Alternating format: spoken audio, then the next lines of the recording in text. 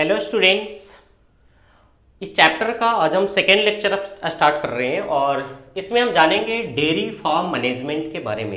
ठीक है, इससे पहले के लेक्चर में आपको बताया था कि strategies for enhancement in food production, ये जो हमारा चैप्टर है, इस चैप्टर में पढ़ना क्या है मेनली।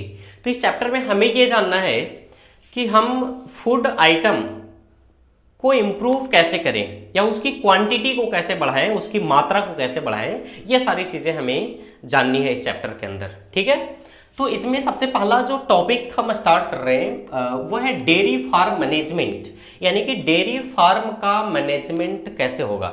ठीक है, डेयरी फार्म का मतलब आप समझते हैं, वो जगह जहां पर मिल्क प्रोड्यूस करने वाले एनिमल को डोमेस्टिकेट किया जाता है और इससे मिल्क प्रोड्यूस किया जाता है ना, तो उसे कहते हैं डेयरी फार्म। अब इसका टोटल मैनेजमेंट कैसे होता है हम ये जानने वाले हैं इस चैप्टर में। देखिए, तो डेयरी फार्म मैनेजमेंट, अगर इसका हम डिफिनेशन की बात करें तो क्या होगा, management of animals for milk and its product for human consumption, है ना, यानी कि मानव के उपयोग में आने वाले मिल्क या इसके प्रोडक्ट के लिए उस एनिमल का मैनेजमेंट, जो ये मिल्क प्रोड्यूस करेंगे, उसे हम कहेंगे डेयरी फार्म मैनेजमेंट। ठीक है, तो डेयरी फार्म मैनेजमेंट के अंतर्गत क्या होगा आपको पता चल रहा है, आइडिया मिल रहा है ना, कि वैसे एनिमल को डोमेस्टिकेट किया जाएगा जो मिल्क प्रोड्यूस करते हैं और उससे मिल्क प्रोड्यूस किया जाएगा, ऑब्टेन किया जाएगा और उससे मिल्क प्रोडक्ट बनाए जाएंगे डिफरेंट टाइप्स के। ठीक है, चलिए इसके बाद है, it deals with process and system to improve quality and quantity of milk. ठीक है, देखिए आप मार्केट में भी जाते होंगे तो कई क्वालिटी के मिल्क आपको मिलते हैं, है ना। कोई 21 रुपये में हाफ लीटर मिलता है, कोई 22 रुपीज़ में मिलता है, कोई 25, कोई 28 रुपीज़ में मिलता है। तो उसमें जो क्रीम की क्वांटिटी है वो कितनी है इस बेसिस पे भी तो आप देखोगे कि काऊ के भी डिफरेंट वैरायटीज जो होते हैं उसके द्वारा प्रोड्यूस्ड किया जाने वाला जो मिल्क है ना, उसकी क्वालिटी भी डिफरेंट होती है। तो यहाँ पे दोनों चीजें इंप्रूव करनी है, क्वांटिटी भी और क्वालिटी भी। ऐसा नहीं है कि मिल्क बहुत ज्यादा क्वांटिटी में प्रोड्यूस कर दिया लेकिन उसके अंदर क्वालिटी है ही नहीं, वाटर कंटेंट ही बहुत ज्यादा है, तो फिर यार फिर पानी ही पी लो ना ऊपर से। बात समझ में आ रही है? तो क्वालिटी भी इंप्रूव करना है और क्वांटिटी भी इंप्रूव करना है। ठीक है, तो वो इंप्रूवमेंट जो है ना, मिल्क का प्रोडक्शन इंप्रूव होना या उसकी क्वांटिटी मात्रा का बढ़ना या उसका क्वालिटी, ये भी डेयरी फार्म मैनेजमेंट के अंतर्गत ही आएगा। ठीक है, चलिए देखते हैं। Milk yield depends mainly on the quality of the breed in the farm में मिल्क का यील्डिंग कितना होगा, इसकी पैदावार कितनी होगी, ये मेनली किस बात पर डिपेंड करता है, मेनली ये डिपेंड करता है क्वालिटी ऑफ ब्रीड पर। ठीक है, अब ब्रीड का मतलब क्या है, ब्रीड का मतलब नस्ल, उसका वैरायटी कैसा है। जैसे साधारण जो गांव में रहने वाली गाय होती है, आप उसको दिन भर जितना भी खिला दो, शाम में कितनी दूध देगी, तो 1 लीटर। तो वही आज के डेट में नाउअडे आप मिल्क ज़्यादा ऑब्टेन करना चाहते हो और उसके लिए फूड आइटम जो उसके लिए अवेलेबल है वो भी कॉस्टली है, महंगा है। दिन भर उसको खिलाओ अच्छे से और शाम में 1 लीटर दूध मिले तो वो आपका बिजनेस तो लॉस में चला जाएगा ना। बात समझ में आ रही है? तो वैसे ब्रीड को चुनना जो ज़्यादा से ज़्यादा मिल्क प्रोड्यूस करती हो। ठीक है, तो वो जो ब्रीड होगा, वो नस्ल होगा गाय का या बफेलोज का जो भी है, वो ब्रीड किस टाइप का है ये बड़ा इंपॉर्टेंट है, ये बहुत महत्वपूर्ण है कि मिल्क कैसा होगा, उसकी क्वालिटी कैसी होगी या उसकी क्वांटिटी कैसी होगी, है ना। चलिए इसके बाद देखते हैं कि dairy farm management process include, इसके अंतर्गत क्या क्या चीजें हैं डेयरी फार्म मैनेजमेंट के अंदर जिसके बारे में हमें ध्यान रखने की जरूरत है। तो सबसे पहले तो डेयरी फार्म मैनेजमेंट का मतलब आप ओवरऑल समझ चुके हैं कि इसके अंतर्गत वैसे एनिमल को डोमेस्टिकेट करना है जो मिल्क प्रोड्यूस करते हैं और उसका रख रखाव देखभाल करना है, उसके मिल्क के प्रोडक्शन के रेट को बढ़ाना है कि वो ज़्यादा से ज़्यादा मिल्क प्रोड्यूस करे और जो मिल्क प्रोड्यूस करे वो क्वालिटी हो, यानी कि उसके अंदर जो प्रोटीन की क्वांटिटी है या न्यूट्रिएंट की क्वांटिटी है वो बेहतर हो, अच्छा हो, है ना। तो अब देखते हैं कि इसके लिए हमें किन बातों का ध्यान रखना है। सबसे पहले selection of good breed having high yielding potential and resistant to the disease. ठीक है, तो यहां पे ध्यान क्या रखना है, सबसे पहला ऐसे ब्रीड को चुनना, selection of good breed having high yielding potential, मतलब वैसे ब्रीड को चुनना जिसमें हाई यील्डिंग पोटेंशियल हो, मतलब यील्डिंग का मतलब सीधा पैदावार होता है ना, लेकिन यहां पर पैदावार तो वो खेत के लिए टर्म यूज करते हैं ना, यहां पे यील्डिंग का मतलब है कि वो कितना मिल्क प्रोड्यूस करती है, ठीक है। तो वैसे ब्रीड को चुनना, वैसे नस्ल को चुनना जो बहुत ज्यादा मिल्क प्रोड्यूस करती है, पहला पॉइंट इंपॉर्टेंट, समझ में आ रहा है। दूसरा, ऐसे वैरायटी को चुनना जो डिजीज के प्रति रेसिस्टेंट हो, ये नहीं कि थोड़ा सा इन्वायरमेंटल कंडीशन चेंज हुआ और बीमार पड़ गई, इस तरह का वैरायटी नहीं चुनना है। ऐसे वैरायटी को चुनना है जो रेसिस्टेंट टू डिजीज, मतलब कोई भी डिजीज माइक्रोब्स अटैक किया तो तुरंत बीमार नहीं पड़ जाए, वो उसके साथ रेसिस्ट कर सके, समझ में आ रहा है, उसका इम्यूनिटी स्ट्रांग हो, प्रतिरक्षा स्ट्रांग हो उसका, है ना। कंडीशन अगर इन्वायरमेंटल कंडीशन चेंज हो रहे हैं तो उसके अनुसार अपने आप को भी बदल सके, ये नहीं कि थोड़ा सा इन्वायरमेंटल कंडीशन टेम्परेचर बहुत बड़ा बीमार पड़ गई तो बीमार पड़ जाएगी, ऐसे केसेस में जो है वो मिल्क प्रोड्यूस नहीं कर पाएगी।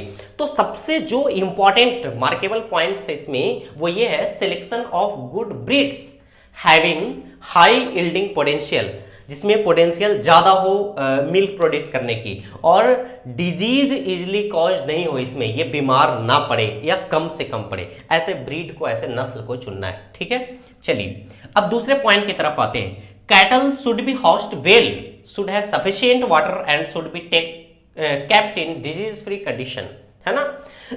मतलब कैटल को अच्छे से रहने का व्यवस्था होना चाहिए, हाउस्ड वेल यानी कि रहने का जो स्थिति है, व्यवस्था है, उसका जो हाउस है वो अच्छा होना चाहिए, एयरी हवादार होना चाहिए, टेम्परेचर का मैनेजमेंट, है ना, टेम्परेचर यानी कि बहुत ज्यादा है या बहुत कम है ना, इस टाइप का।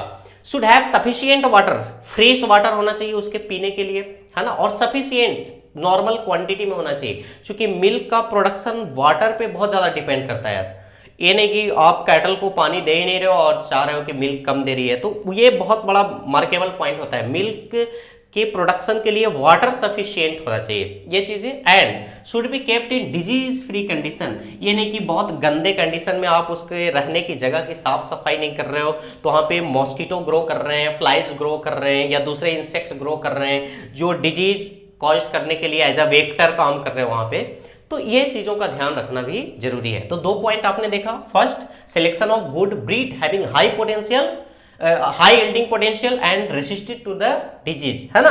दूसरा है cattle should be housed well, should have sufficient water and should be kept in disease free condition, disease free condition में ये रहे और सफिशिएंट वाटर इनको मिलने चाहिए। थर्ड जो है they should be fed in a scientific manner with good quality and quantity of fodder, मतलब यह है कि साइंटिफिक मैनर में इनको फूड प्रोवाइड करने चाहिए, ऐसे क्वालिटी फूड देने चाहिए जिससे ये बीमार भी ना पड़े, हेल्दी भी रहे और मिल्क का प्रोडक्शन ज्यादा हो, है ना।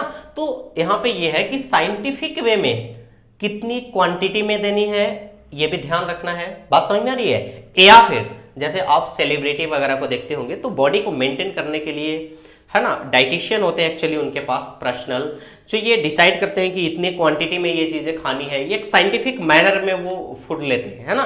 तो यहाँ पे भी साइंटिफिक मैनर में देना है कि कौन सा फूड देना है और कितनी क्वांटिटी में देना है, बहुत ज्यादा भी नहीं देना है और कम भी नहीं देना है ना। तो ये चीजें बहुत इंपॉर्टेंट है। इसके बाद है cleanliness and hygiene of cattle and the handle are very important during milking, storage and transport of milk and its product. देखो क्लीनलीनेस यानी कि काउ या कैटल जो भी है, बफेलोज है, जिसको हम डोमेस्टिकेट कर रहे हैं मिल्क के पर्पज से, उनको क्लीन करना, उनको साफ करना, और जिस जगह पर वो रह रहे हैं उसको भी साफ करना, है ना। दोनों को क्लीन, साफ सुथरे होने चाहिए, हाइजीनिक होने चाहिए, बता रही समझ में। और तीसरी चीजें ये तो आप समझ गए, क्लीनलीनेस, हाइजीनिक होनी चाहिए। और अगला जो है and the handle are very important during milking, storage and transport. Milking का मतलब जब उससे मिल्क ऑब्टेंड किया जा रहा है ना। नाउअडेज तो बहुत सारे मशीन है जो मिल्क को सक कर लेते हैं, तो उस टाइम उसका हैंडलिंग, ये नहीं कि मिल्क सक हो रहा है एक तरफ से, वो किसी तरह से लीक हो रहा है और वो बाहर रिलीज हो रहा है, आप केयरलेस है, तो उससे क्या होगा आपका, मान लीजिए कि कोई कहो 30 लीटर दूध दे रही है, सब बह गया, खराब हो गया ना। उसका स्टोरेज, मान लो कि मिल्क में आप जनरली देखते होंगे कि थोड़ी सी भी इन्फेक्शंस है या फिर कोई एंजाइम्स बाहर से इंक्लूड हो गया, मिल गया कोई चीजें, तो वो दूध फट जाता है, खराब हो जाता है ना।